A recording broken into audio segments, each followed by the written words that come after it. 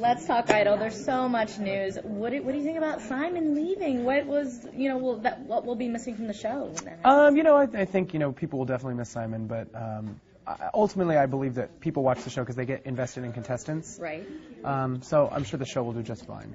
And we also have Ellen, yeah. as the new judge. It's yeah. kind of cool. I think Ellen's great. Yeah. I've met her now a couple times. I think she's a great lady. And while she's not necessarily in the music industry, she has been in the entertainment industry for a really long time. She knows what it takes. Yeah.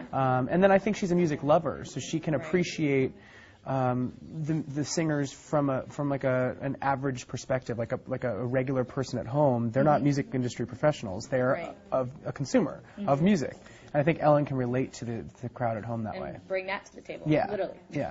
Yeah, on the table. Have you had a chance to watch? No, unfortunately not yet. Yeah. Well, I want to bring this up to you because one of these gentlemen is on the top 24. His name is Alex. Oh, I heard about this. Okay, this is a photo. I heard about it. He's 19. He's from Texas. He's a senior, Richland High School. Any relation at all? No relation. No. Relation? No.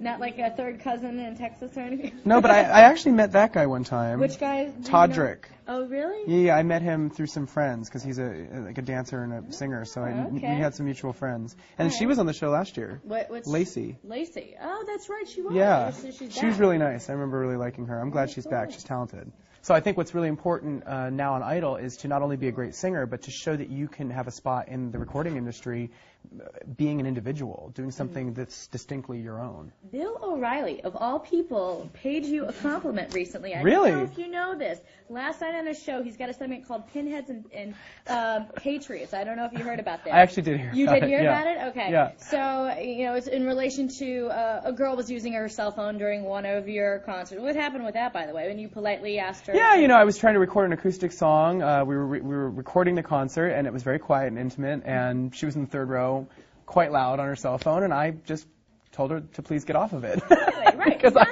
I can't concentrate. And so Bill O'Reilly called her a pinhead and said, this was, that's a big interruption, right? I feel bad. I mean, I didn't mean to make her feel bad, and I think that, ultimately I think she called into the radio station and said she was fine with it. I made sure afterwards to kind of blow her a kiss and to, make amends, That's sweet. Yeah, I mean, I didn't want to really embarrass her. Right. For that moment, she needed to be a little embarrassed. She needed to learn that lesson, but, and I'm glad Bill recognized that. Thanks, Bill, because in the past you've been really critical of me, so...